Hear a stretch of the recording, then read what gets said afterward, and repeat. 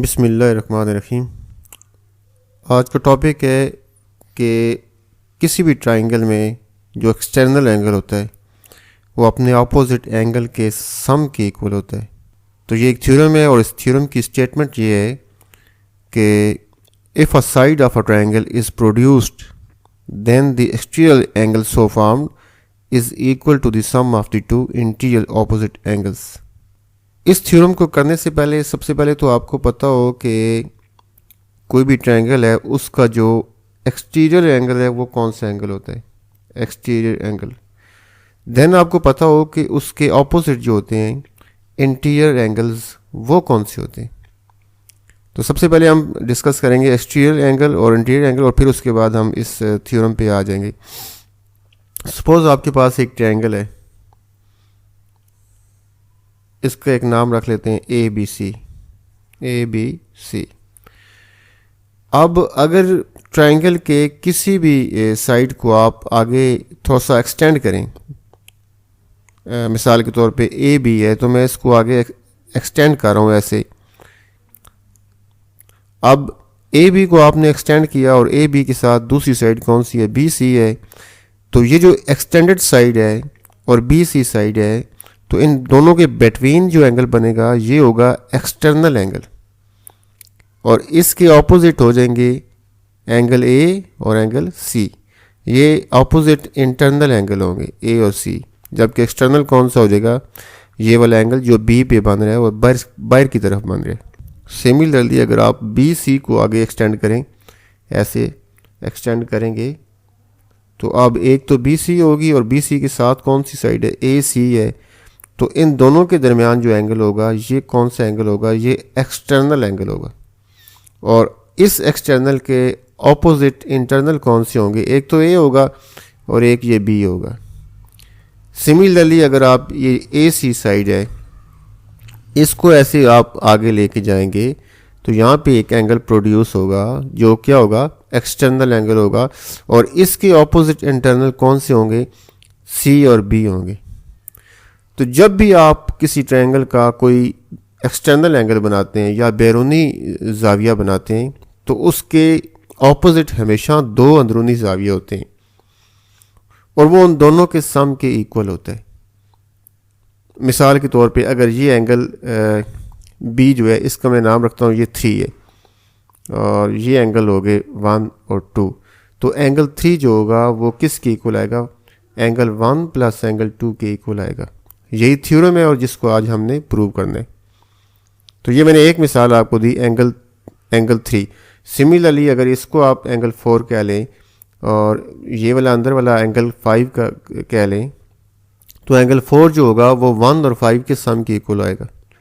और इसको अगर एंगल 6 आप कह लें तो एंगल 6 एक्सटर्नल है, इसके ऑपोजिट इंटरनल कौन से हो गए, 5 और 2 हो गए। तो ये 5 और 2 के सम के इक्वल आ जाएगा।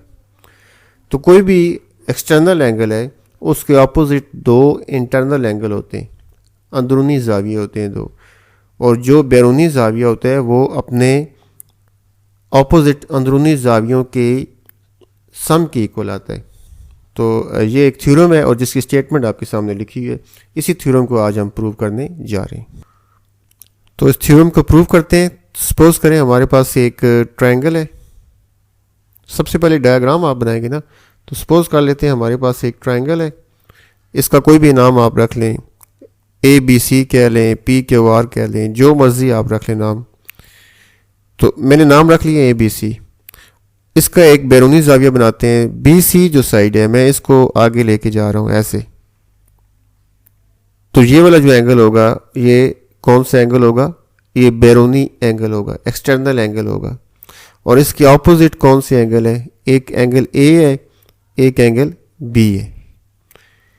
तो एक एंगल सी है जो अंदर की तरफ ये बन रहा है, बैरूनी जाविये के साथ जो अंदरूनी मिला हुआ जाविया है ये सी के ऊपर बन रहा है। तो ये मुसलस का तीसरा जाविया हो गया। तो कुल 4 जाविये आपको नज़र आ रहे हैं, 4 एंगल आपको नज़र आ रहे हैं। इन चारों को मैं नाम दे रहा हूँ। सपोज कर लेते हैं ये 1 है, ये 2 है, ये 3 है और ये 4 है। तो अब जो 4 है वो एक्सटर्नल एंगल है और इसके ऑपोजिट इंटरनल एंगल कौन से हैं, 1 और 2।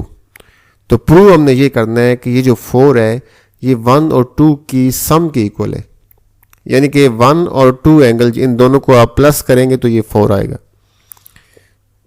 तो सबसे पहले आप लिखेंगे गिवन। गिवन जी, सबसे पहले आपने गिवन लिखना है।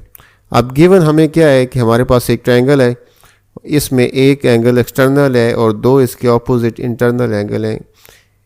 एक्सटर्नल का नाम 4 है और इसके ऑपोजिट जो इंटरनल एंगल्स हैं उनके नाम 1 और 2 हैं।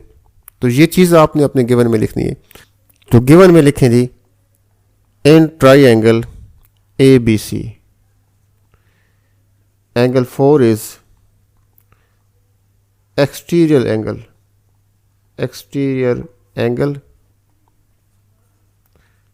and angle 1 and angle 2 are opposite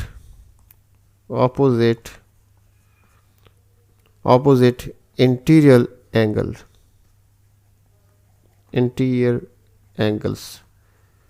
ये आपका गिवन होगा कि एंगल 4 जो है वो एक्सटीरियर है और इसके ऑपोजिट जो इंटीरियर एंगल है वो कौन से हैं, वो 1 और 2 है। प्रूव आपने क्या करना है, नेक्स्ट आप लिखेंगे टू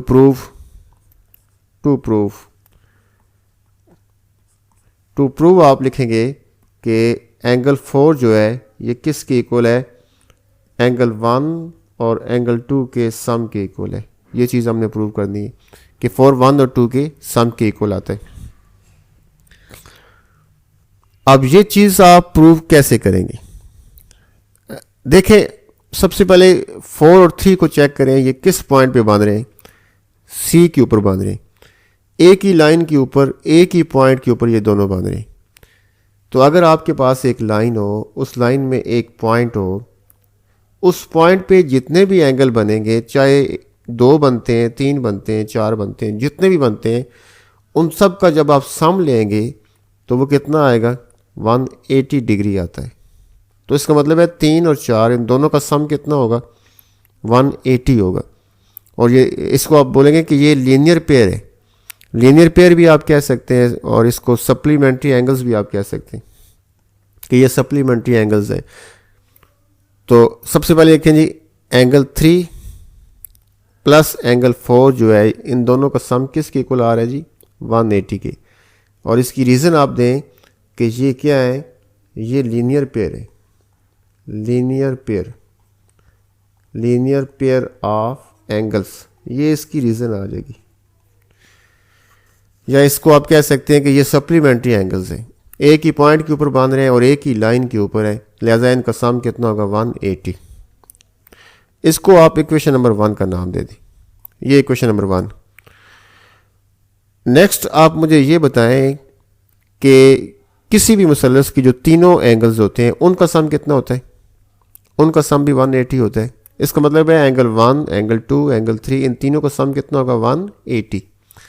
तो आप लिखें जी, angle 1 plus angle 2 plus angle 3 is equal to 180 degree. तो इसकी रीज़न भी आप लिख सकते हैं कि ये भी क्या है, ये एक थ्योरम है। इसको आप इक्वेशन नंबर 2 का नाम दे दें। अब ज़रा इक्वेशन 1 और इक्वेशन 2 को कंपेयर करना है हमने। 1 में चेक करें कि एंगल 3 प्लस एंगल 4 ये किसके इक्वल है, 180 के इक्वल है। 2 में चेक करें कि angle 1 plus angle 2 plus angle 3 ये भी किसके इक्वल है, 180 के इक्वल है। इसका मतलब है ये दोनों किसके इक्वल हो गए, 180 के इक्वल हो गए। इसका मतलब है ये दोनों आपस में क्या होंगे, इक्वल होंगे, क्योंकि इनकी वैल्यू क्या है, सेम है। तो लिहाजा आप लिखेंगे from equation 1 and 2, from equation 1 and 2 क्या प्रूव हो गया, एंगल 3 प्लस एंगल 4 ये इक्वल आ गया angle 1 plus angle 2 plus angle 3। अब अगले स्टेप में मैं ये करूँगा कि ये जो एंगल 3 है इसको आप राइट साइड पे लेके जाएं। इधर ये किसका है, प्लस का है ना, इसका साइन कोई नहीं है, लेकिन जिसका साइन ना हो उसका साइन प्लस का होता है। तो इधर प्लस का है तो उस तरफ जाके ये किसका हो जाएगा, माइनस का हो जाएगा। तो दिस इम्प्लाइज एंगल 4 इक्वल आ जाएगा angle 1 plus angle 2 plus angle 3, और इसको जब आप इधर लेके आ जाएंगे तो ये माइनस का हो जाएगा, माइनस एंगल 3। अब प्लस एंगल 3 और माइनस एंगल 3 आपस में कैंसिल हो गए। दिस इम्प्लाइज एंगल 4 किसके इक्वल आ गया, एंगल 1 प्लस एंगल 2। यही आपका रिक्वायर्ड प्रूफ था। चेक करें आपने प्रूफ क्या करना था, angle 4 is equal to angle 1 plus angle 2। तो which is required proof. End of lesson. अल्लाह हाफिज़।